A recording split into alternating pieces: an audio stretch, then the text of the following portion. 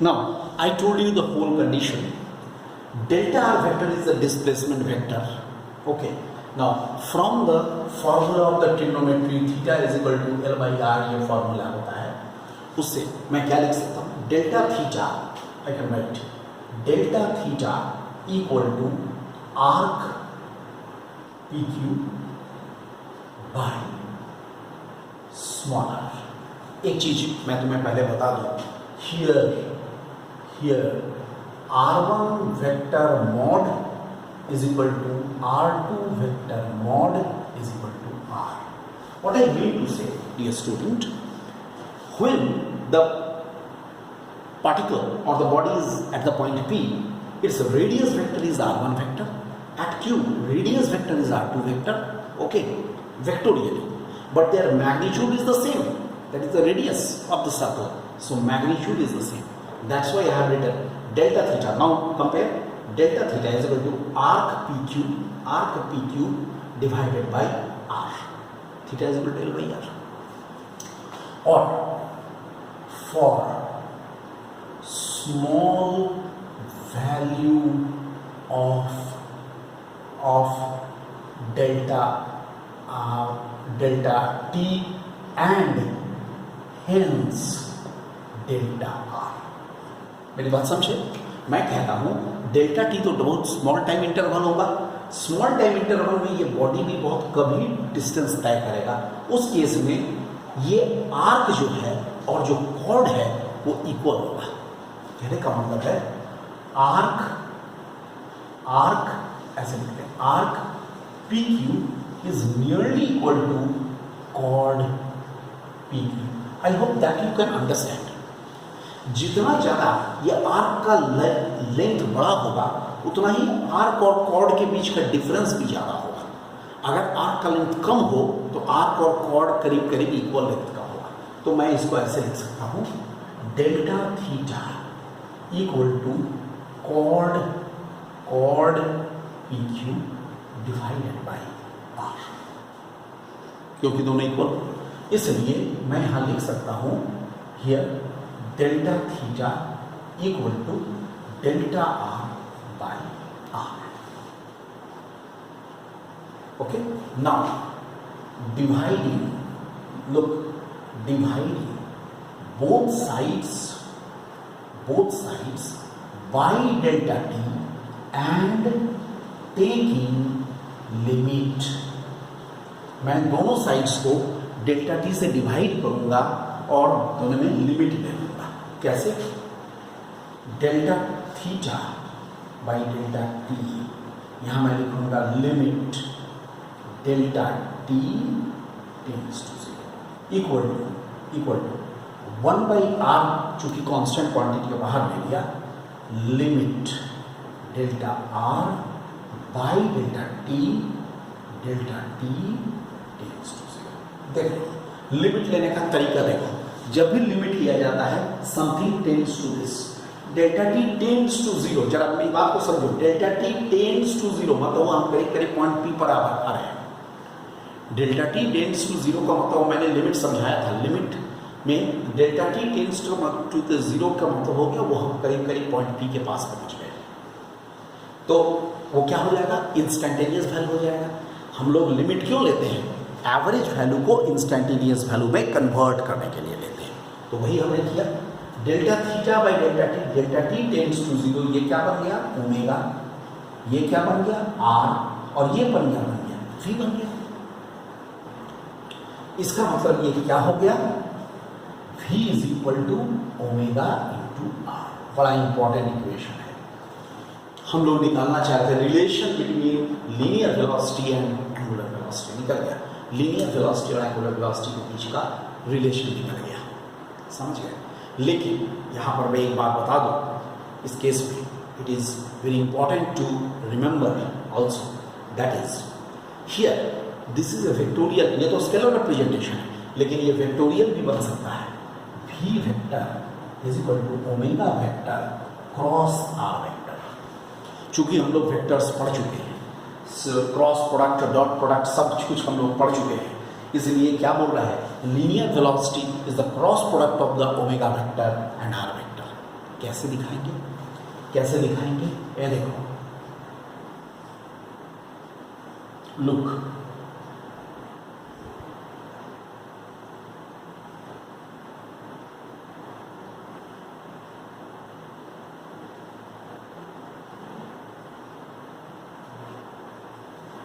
Look, I will show it in this way. Figure को जरा ठीक से देखिए, फिगर को ठीक से देखिए। इसमें देखो बॉडी रिवॉल्यूशन कैसे हो रहा है, ध्यान से समझोगे इसको। बॉडी का रिवॉल्यूशन हो रहा है in the horizontal plane, body का रिवॉल्यूशन हो रहा है इन द हॉरिजॉन्टल प्लेन। देखो एंटी क्लॉकवाइज बॉडी घूम रहा है इन द हॉरिजॉन्टल प्लेन। अब सोचो आर वेक्टर किधर लगेगा, राइट। भी वेक्टर किधर लगेगा, इनटू ओमेगा वेक्टर कैसे रहेगा, perpendicular, mutually perpendicular to each other. कैसे? Right hand thumb rule, right hand thumb rule. If the curl of the fingers are representing the motion of the body, curl of the fingers show कर रहा है motion of the body, देखो तब क्या हो जाएगा, curl of the fingers, तो extended thumb क्या शो करेगा, ओमेगा वेक्टर को। If the curl of the fingers are indicating the motion of the body, तो अगर बॉडी ऐसे घूमेगा तो यहां पर भी वेक्टर कैसे लगेगा, टेंजेंशियली लगेगा। हम लोग पहले भी बताया टेंजेंशियली लगेगा। तो भी वेक्टर और आर वेक्टर दोनों हॉरिजॉन्टल प्लेन पर है। आर वेक्टर तुम्हारे लिए राइट, भी vector into the board and omega vector vertical, तीनों एक दूसरे पर म्यूचुअली परपेंडिकुलर है। इसलिए ये हो गया इसका vectorial representation. I hope, dear student, I am clear to my point. Is that clear? Now, what we should do? इसके बाद मैं क्या करूँगा?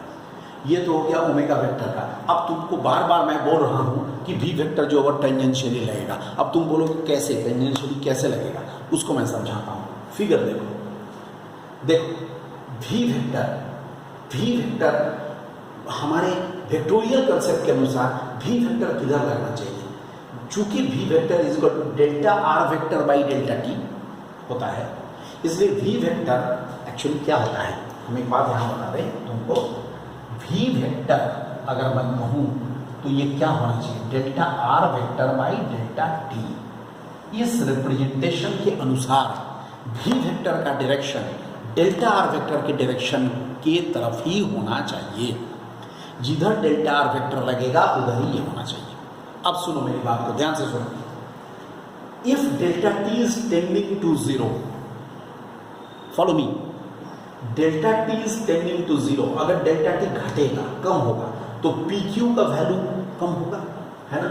इसका मतलब delta R vector will what, delta R vector will shift towards its right. मेरी बात समझे, what will happen if delta t will be very small, delta t tends to 0 जा रहा है, तो अगर delta t tends to, as delta t tends to 0, delta t is decreasing, you can write as delta t is decreasing, delta r vector will be decreasing, that will be, ये भी कम होगा, यानी delta R vector किधर जाएगा, थोड़ा अपने right side shift करता जाएगा। अगर, और हम थोड़ा सा और इसको समझाते हैं, अगर delta T smaller and smaller होता जाए तो P and Q will be nearer and nearer. Follow me, as delta T is tending to zero, as delta T will be smaller and smaller, okay, Q will be nearer to P, Q will be nearer to P, that means delta R vector will shift towards its right की ओर shift करेगा। कम होगा तो यहां चला आएगा, right side shift करेगा। And when delta T tends to zero, तब क्या होगा, इट विल बिकम स्ट्रेट, मतलब 190 डिग्री। उस समय ये क्या हो जाएगा, ये ऐसे v1 वेक्टर ऐसे बन जाएगा। समझ गए, टेंजेंशियल हो गया। I hope you understand. Delta T smaller हुआ, उससे q is nearer to p, और कम हो गया, ये डिस्प्लेसमेंट कम होगा तो नियरर टू पी होगा तो डेल्टा आर वेक्टर क्या होगा, टुवर्ड्स राइट शिफ्ट करेगा। So for delta T tends to zero, यानी इस पॉइंट पी पर क्या होगा, दिस भी वेक्टर, वेलोसिटी वेक्टर क्या हो जाएगा, एकदम टेंजेंशियल। ठीक उसी तरह क्यू पॉइंट पर ये कैसा हो जाएगा, v2 वेक्टर ऐसा हो जाएगा। समझ गए ना। v1 vector perpendicular like this, v2 vector will be perpendicularly like this. ऐसा हो जाएगा, ठीक है, ये हो जाएगा. अब हम लोग इसके बाद आते हैं, ये तो पॉइंट पता चल गया. अब हम लोग इसके बाद आते हैं फिर नेक्स्ट पॉइंट पर कि इसके बाद क्या होगा. Okay, so now I want to show you that ये हो जाएगा v1 वेक्टर, ये हो जाएगा v2 वेक्टर, और इसके चलते एक एक्सेलरेशन आएगा, क्योंकि जैसा मैंने कहा स्पीड सेम रहता है, वेलोसिटी बदलता जाएगा तो एक एक्सेलरेशन आएगा. उस एक्सेलरेशन का क्या डायरेक्शन होगा उस पॉइंट पर आ रहे हैं. Okay, in the next lecture.